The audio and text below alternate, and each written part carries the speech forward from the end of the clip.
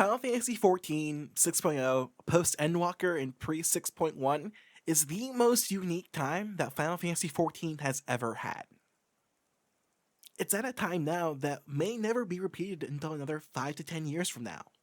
And then, who knows where else we'll be? We won't be the same people or the same players that we are now. And this pre 6.1 time is so wonderful due to everything that has happened to get us here. Skipping past the usual Final Fantasy XIV 1.0 talk, there's something that, even then, we've all been experiencing. All of our time and involvement in the world has been through chasing something, being told to do something, or having a new quest that's been given to us through the progress through Eorzea.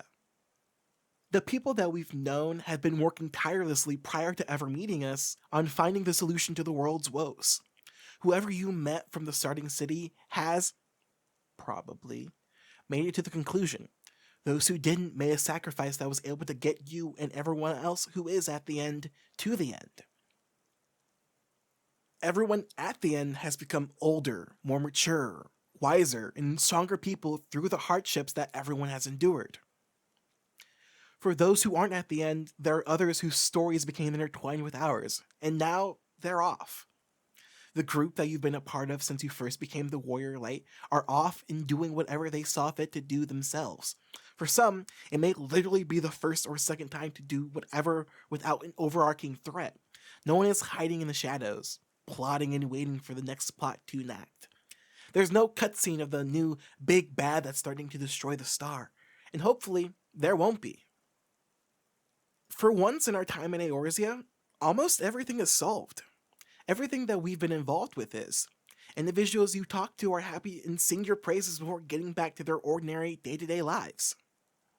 There's still corruption that exists in areas, no thanks to the human condition, but the issues that permeate the cities aren't for us to be involved with anymore. They're for the leaders and allies of the Grand Company of Eorzea to find and push forward. You, the player, the ex-warrior of light, the adventurer, can decide, for now, what to do next. By concluding the story in Endwalker, we're now left with the expansive world of Eorzea to do whatever we want. The completion of the story, thus far, gives way to the individuals to chart their own, to write your own character, develop them into the master weaver and the new head of the Weavers Guild that they always wanted to be. A gladiator in the quicksands with a spotless record of wins against anyone and anything from across the realm. A gleaner that joins with the best bunny boy to go and delve into harsher environments. Ishtola's full-time research assistant. Maybe you returned to the first on your lonesome and spent time learning more about pixies than dwarves. And, arguably, the best thing they could ever do? Decide to stop playing, knowing that everything you've done and played through is complete. That's gotta be one of the weirdest things to say, right? An MMO? Done? Bullshit. MMOs never finish up. MMOs lead and have helped create the current gaming climate of games as a service, for better and for worse. The ending and conclusion of Endwalker, though, marks a completed game. Past killing the most evil, seeing the credits roll, and going through the conclusion, it's been completed. Again, the 8-year-long story is complete. That's fucking insane. And it's not something that I think we'll ever see in an MMO for a very, very long time. Now, the game will go on. It has to. It's Square Enix's largest grossing title for a reason, and to not continue with giving players more would be a terrible business decision. But the most important thing to note is that the team that handles the business isn't the same team that wrote the story, isn't the same team that developed the game that we're now playing and now finished. We were given an end to the story that we've been playing through by the team who made the game. And even now, it's not really setting in with me. Trying to fully grasp that idea is why it's taken me almost 3 different times to write this script. It's why this time now is so fucking special to me. Eorzea is a world I put a lot of my own personal time into. It's a world that I've come to care about and enjoy being in, even if it's just walking around between cities and seeing random adventurers doing quests and jumping into fates. I can't tell you the enjoyment that I get from jumping in last second to save someone with a quick heal when they're trying to solo a fate that they're definitely not able to actually do by themselves, but they still tried, and swooping in to quickly heal them up is what matters. It's a world that I enjoy being in, and it's no small part to the fact that there are other people there. I've played MMOs almost all my life, starting with MapleStory and Grand Chase. Those aren't games that ever had conclusions. MapleStory is fucking 16 years old, and one of the top 20 MMOs still played worldwide. But my ending with MapleStory was when I achieved my childhood dream of hitting level 200. It took a friend of mine to point that out to me, and I remember bawling my eyes out when they did. For me, looking to MapleStory, I had to set in stone that line that, yeah, I did what I wanted to do. The game is finished and concluded for me. Juxtaposed to the time that we're in now, post Endwalker and pre 6.1. There is only as much for you to do as you want to. Your ability to choose what you want to have happen is up to you. The freedom of individual choice as to what you want to do couldn't be larger, but that's until 6.1 comes and gives you a new thing to do. The next storyline that we'll all go on. The preface to the next area and next story we'll partake in. Once that time arrives, it simply won't be like it is now, ever again. Every expansion has let us know that there's more to do in Chase, but right now, there isn't. But the game must go on. We'll find a new land, a new villain, take on a new boss.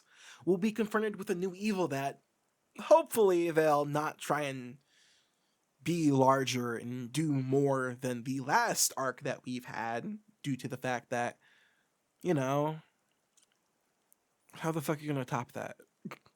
At the same time, though, when you're given any direction to go in, you can go in hundreds of right directions. At the same time, though, you can go in hundreds of wrong directions. It's harrowing. Pre 6.1. What will happen next? Where will we go next? Will it try and be bigger, even if right now we're assured that it won't be?